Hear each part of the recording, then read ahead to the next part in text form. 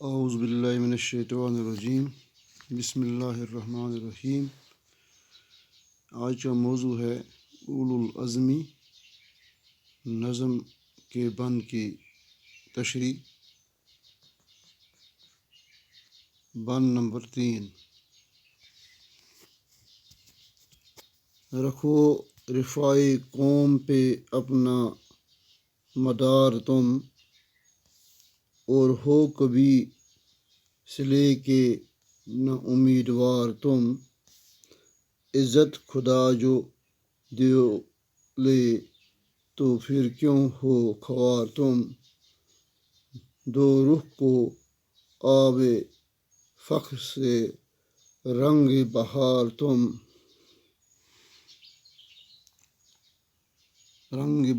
تم، آؤ سفید و سیاہ کا فعل حساب ہے، چمکا یا چہرہ صبح نے با آب و تاب ہے۔ تو 1 نمبر 3 مشکل الفاظ کے معنی۔ رفاع قوم یعنی قوم کی بلائی اور بہتری۔ مدار کا معنی ہے گردش کی جگہ یا انحصار۔ صلہ کا معنی ہے انعام، بدلہ۔ امیدوار یعنی آرزو مند یعنی توقع رکھنے والا۔ تو اس بند میں شاعر فرماتے ہیں کہ اے میرے دوستو، اس دنیا میں وہی لوگ عظیم کام انجام دیتے ہیں جن کی نظریں انعام اور معاوضہ پر نہیں ہوتی، بلکہ اپنے آپ سے زیادہ اپنی قوم کی فکر میں لگے رہتے ہیں، اپنے وطن اور قوم کے لیے بے غرض بے مطلب ہو کر کام کرتے ہیں۔ تم بھی ایسے ہی بنو، اپنی قوم کو بدحالی سے نکالنے کے لیے کام کرو، اور اس کام میں اپنے لیے کبھی انعام و اکرام کی امید نہ رکھو۔ ہمیشہ اپنے سامنے قوم کی ترقی اور بہبودی کا خیال رکھو۔ اے میرے دوستو، تم اس طرح مایوس کیوں بیٹھے ہو؟ خدائے برتر نے تمہیں عزت عطا کی ہے، تو پھر تم اپنے آپ کو ذلیل اور رسوا کیوں سمجھتے ہو؟ گلستانوں میں بہاروں کے قافلے سجا دو، اور بہار کی ایسی ہوا بن کے دکھاؤ جو ہر وطن کے گلشن میں پھولوں اور خوشبوؤں کی خبر لاتی ہے۔ تو آگے بند نمبر 4 ہے، آؤ سفید و سیاہ کا فعل حساب ہے، چمکا یا چہرہ صبح نے با آب و تاب ہے۔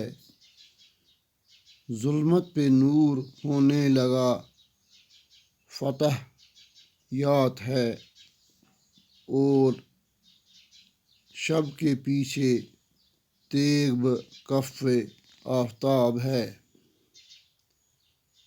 تم بھی ہو آفتاب درخشاں چلے چلو۔ تو یہاں سفید و سیاہ یعنی یہاں اس کا معنی ہے نفع و نقصان، یہاں اچھا ہو اور برا۔ تو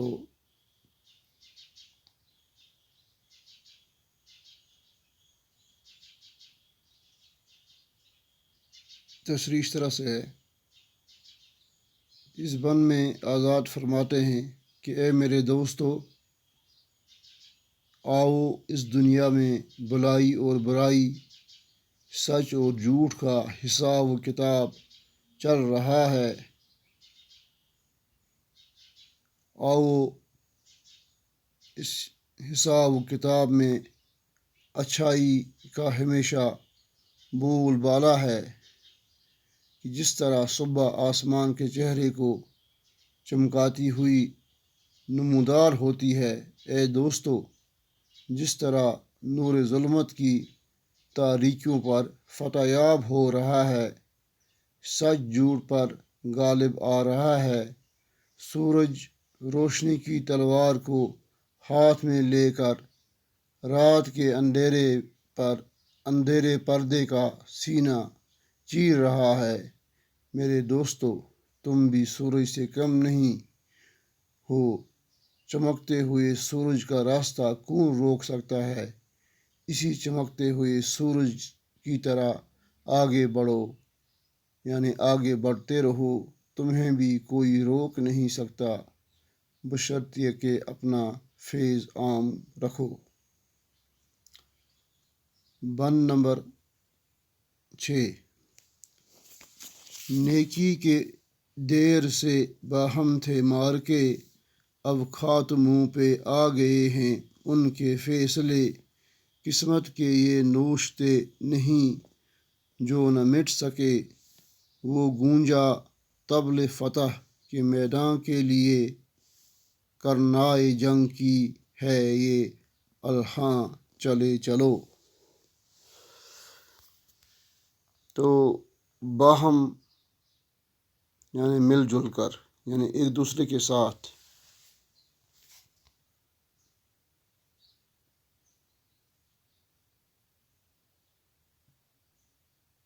تقدیریں یعنی قسمت، نصیب۔ طبل فتح، فتح یابی کا ڈول۔ کرنائے یعنی سینگ کا بنا ہوا بغل۔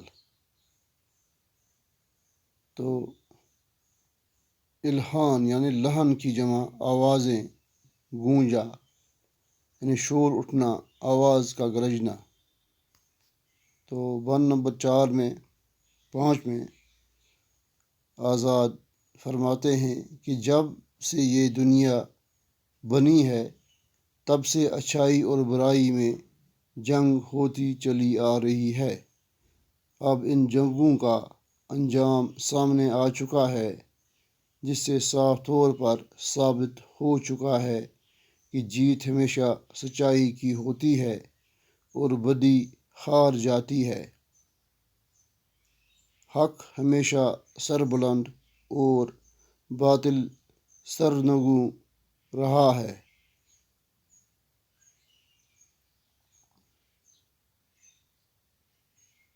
مغلوبہ و نا پڑا اور خیر غالب رہا، یہ حق و باطل کے مارکے اب ختم ہونے کو آئے ہیں، یہ قسمت کی تحریریں نہ تھیں جو بدلی نہ جا سکتی تھیں۔ سنو اے میرے دوستو، سچائی کا اعلان زور و شور سے ہو رہا ہے، فتح کے نعرے میدان عمل میں گونج رہے ہیں اور ان کی خوش کن سریلی آواز تم سے ہیں، یہی کہہ رہی ہے کہ دوستو آگے بڑھو اور زندگی کا سفر ہمت اور حوصلے کے ساتھ طے کرو۔ تو یہاں ایک سوال ہے، اس نظم کا موضوع کیا ہے؟ محمد حسین آزاد کی اس جوش دلانے والی نظم کا موضوع اولو العزمی ہے، انسان کو زندگی کا سفر بلند ہمتی، وفاداری، ایماندار یا عزت کے ساتھ طے کرنا چاہیے۔ دنیا میں وہی لوگ کامیاب ہوتے ہیں جو باہمت بن کر زندگی کی مشکلوں کا سامنا کرتے ہیں، انسان کو اسی بات کا ثمرہ ملے گا جس بات کے لیے وہ کوشش کرے گا، انسان کو محنت کے بغیر راحت نہیں ملے گی، یہ دنیا عیش و آرام کی جگہ نہیں بلکہ زور دست اور ضربت کاری کا مقام ہے، جو جدوجہد کرے گا وہی عزت کی زندگی جنے گا۔ باقی وسلام۔